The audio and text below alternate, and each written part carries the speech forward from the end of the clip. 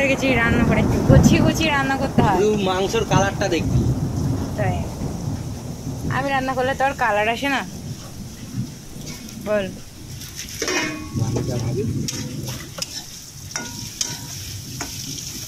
আলুর সেন্টটা কেমন বেরোচ্ছে? রান্নাঘরটাকে কাচরা করে আলুর সেন্টটা কেমন বেরোচ্ছে বল? ভালো আছে, সেই হোটেলগুলো হয় না টুরিস্ট সাইডের, ওরকম হোটেলের রান্নার মতো স্মেল করছে।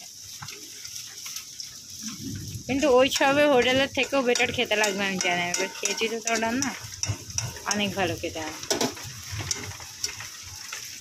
সো হ্যালো গাইস, আজ মানডে, বাইরে প্রচণ্ড বৃষ্টি হচ্ছে আর ঘরে ইয়াসের পাপা আমার জন্য রান্না করছে। তো আমার তো দারুণ লাগছিল ব্যাপারটা। ও যেভাবে চিকেনটা রান্না করে না, খেলে তোমরা ভাববে যে পুরো মাটন। বাট আমি এই রেসিপিটা এরকমভাবে ফলো করে তোমাদের আরেক দিন দেখাবো। আজকে যেহেতু ও রান্না করেছিল আর আমি পাশে ওকে হেল্প করছিলাম, আমার রেসিপিটা নেওয়ার কথা মাথায় ছিল না। হঠাৎ করে আমার মনে হলো যে একটু ভিডিও বানায়। তো তারপর ভাবলাম যে ঠিক আছে, চলো একটা ভিডিও বানিয়েই দিই। কিন্তু রেসিপিটা তোমাদেরকে দেওয়া হলো না, এই আর কি। সো আমি তোমাদের জন্য আরেকটা রেসিপি নিয়ে এসেছি, সেটা হচ্ছে ম্যাঙ্গো। এটা খেতে কিন্তু দারুণ হয়েছিল। প্রথমে আমি ম্যাঙ্গোগুলোকে ভালো করে খোসা ছাড়িয়ে নিয়েছিলাম।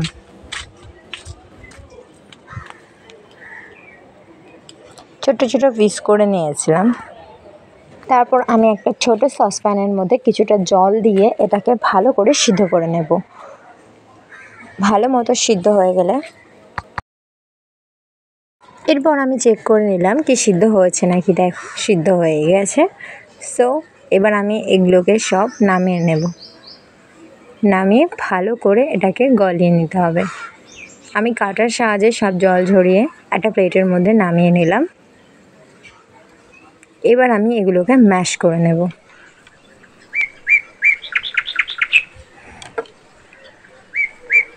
এই আমের জলটাকে কিন্তু আমি ফেলবো না, এই জলের মধ্যে আমি এই চিনিটা পুরো দিয়ে দেব। দিয়ে ভালো করে ফুটিয়ে নিতে হবে, অনেকক্ষণ ধরে জাল করতে হবে। তো দেখো আমার আমের জলের মধ্যে পুরো চিনিটা আমি দিয়ে দিলাম। দিয়ে ভালো করে নাড়তে থাকবো। এটা বানাতে কিন্তু অনেকটাই টাইম লাগে।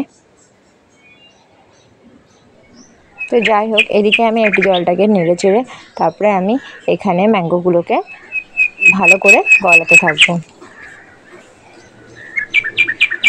তারপরে ছাঁকনির সাহায্যে এটাকে ছেঁকে নিতে হবে, যাতে কোনো কিছু এর মধ্যে না মুখে বাঁধে বা কোনো দানা না থেকে যায়।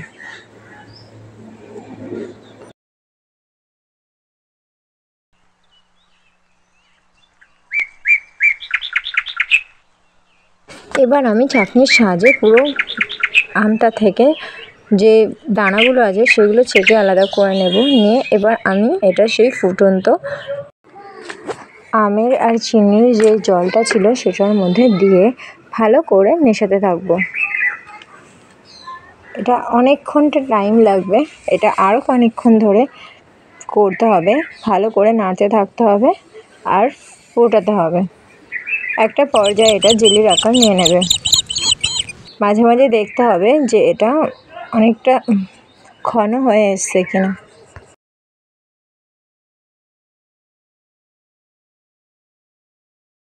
একটা পর্যায়ে দেখলে বুঝতে পারবে যে এটা অনেকটাই জেলির মতো হয়ে গেছে। পাতলা কিন্তু অনেকটাই ঘন হয়ে গেছে। এটাকে এখন রুম টেম্পারেচারে 1 ঘন্টার জন্য রেখে দিতে হবে। আমি এখানে কোনো আগার আগার পাউডার ইউজ করিনি, এটা নর্মালি জেলি হয়ে যাবে।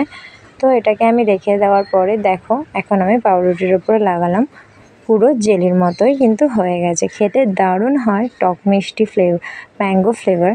তো এটা খেতে খুবই ভালো লাগে। তুমি এটা কোনো কাঁচ ও